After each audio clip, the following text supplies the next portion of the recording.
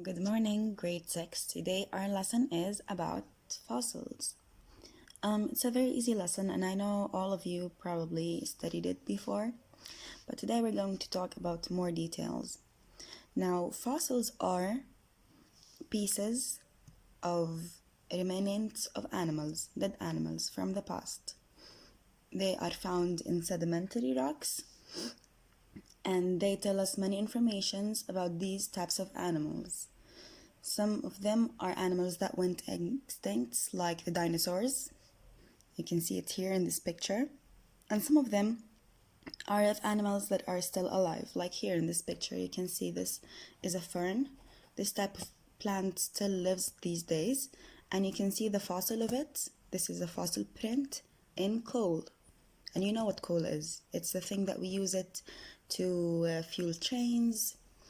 And it's these brown carbon blocks that are very easily used in fuel. Okay, so now here, when animals and plants die, their bodies may fall into sediments. And when they do, all dead animals or dead parts of plants and animals decay. We know this. But when they are put in sediments, they are preserved. They can become a part of the sedimentary rocks and they don't decay 100%. These parts of them stay. Like this is a shell of an animal sea and it's decaying slowly. It's in a sediment rock. The sediment rock preserved it. Preserve means kept. It kept it the way it is. Here, these minerals form in the rock. It became a part of the rock. That's how it does not decay. Now here, the remains of living organisms that have changed to rock are called fossils. This is the definition of fossils. Okay?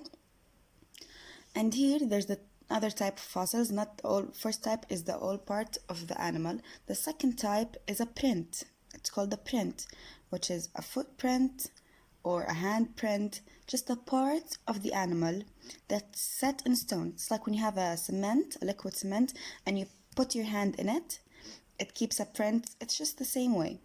So here we have fossils can also be made when animals leave an print of its footprint or burrow in wet sand or mud. When more sediment is deposited on top of the imprint and the rock hardens, there may be a mark in the rock. So this was wet, the dinosaur walked on it, and when it dried, it left this print. Now, what do we learn from fossils? We learn many important things. First of all, fossils can help us here. They can help us work out how a rock formed. Limestone is a type of what? Sedimentary rock. It contains many fossils from sea animals and plants. So this is how we know that they are formed under the sea. Why? Because they have the fossils of sea animals.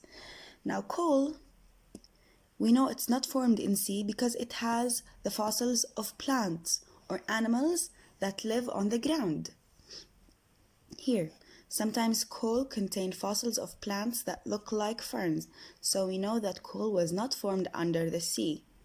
Coal was formed when trees and other plants fell into swamps millions of years ago. And yeah, here's the thing. Fossils formation takes millions and millions of years. It doesn't happen overnight. Okay? It takes millions of years to form because they need the pressure and they need the sediments to form, the layers on top of each other. So it takes lots of time. Here you have these questions. These are going to be your assignment for today. You're going to answer them and send them to me. And here's the summary. Fossils are formed from dead organisms that become part of the rock.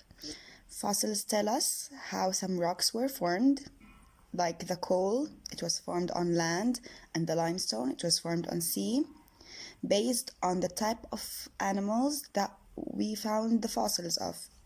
Fossils tell us about life on Earth millions of years ago. Okay?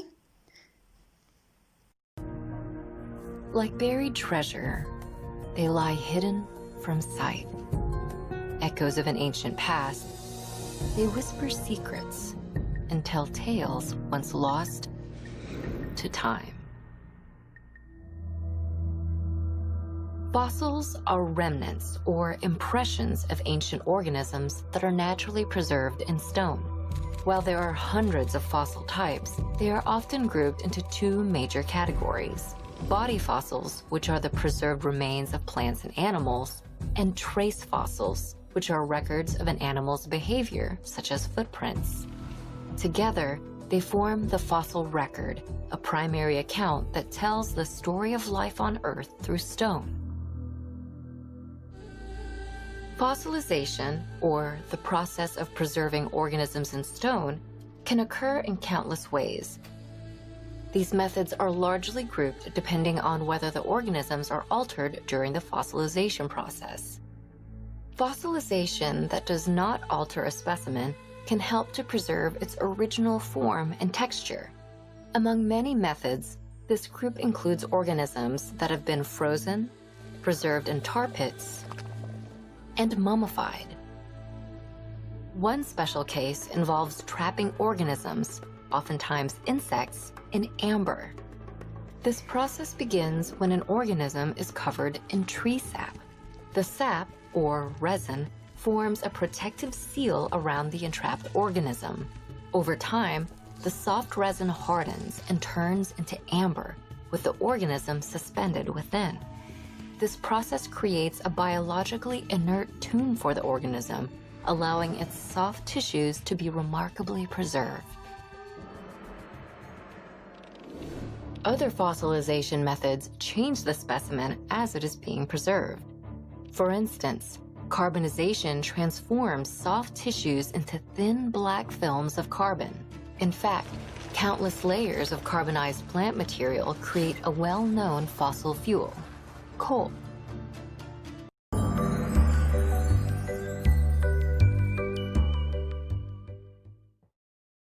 What is a fossil? A fossil is the preserved remains or imprint in a rock of a plant or animal, usually one that lived a long time ago. Many of the fossils discovered so far are ancestors of organisms living today, whilst some fossils are the remains of organisms that still exist. The study of fossils is called paleontology. The total number of fossils and their placement within rocks is known as the fossil record. Much of what we understand about evolution comes from studying fossils, so they are really important. But how do they form? When animals or plants die, their remains usually decay to nothing. It is only if the conditions are right that they can be preserved as fossils. The best way to create a fossil is to trap and quickly bury a dead organism. The dead remains of animals and plants that fall to the river or sea floors get covered in layers of sediment. Over time, this sediment sinks as it is buried deeper by increasing layers. Meanwhile, minerals permeate through the sediment and gradually recrystallize the non-decomposed remains. This process is called permineralization. In some cases, the whole skeleton eventually dissolves, leaving a space in the sediment which becomes filled with mineral deposits in the exact shape of the original structure. In this way, a cast of the original structure is created. Eventually, the pressure exerted on the lower layers of sediment is sufficient to turn it into rock. Millions of years later, this rock may rise to the Earth's surface, where erosion and earthquakes eventually expose the fossil. While whole body fossils can be created in this way. And so can trace fossils. Trace fossils are the fossilized remains of things animals or plants have left behind. This includes footprints, tracks, dung, and even lightning strikes. Another way to create a fossil is by covering a specimen with a non-porous coating. Amber is the fossilized remains of sticky tree sap produced millions of years ago. Any insect or plant which was trapped in this tree sap would have become quickly coated, and there would have been little opportunity for the remains to decay. Fossilized remains of plants and animals made in a similar way are sometimes found in peat bogs, tar pits, or ice. So in this video, you have learned what fossils and the fossil record are. You have been shown different ways in which fossils are created, and have seen the difference between body and trace fossils. Do you have any fossils? Or are there any fossils in the area where you live? If you liked the video, give it a thumbs up